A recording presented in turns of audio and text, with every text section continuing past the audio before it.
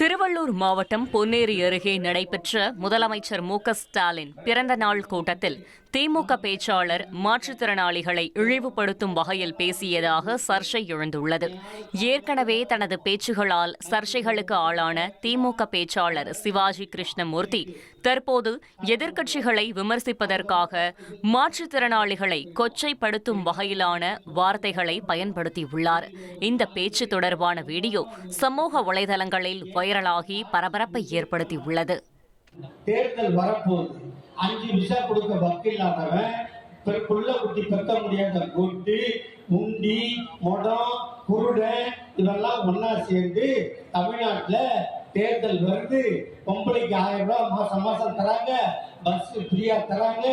தேர்தல் காலத்துல அந்த 3 மாசம் அந்த 3000 ரூபாய நிறுத்தி வையின்னு கோர்ட்டுக்கு போனானுங்க. நாங்க கொடுக்குற 1000க்கு என்ன பேருமா?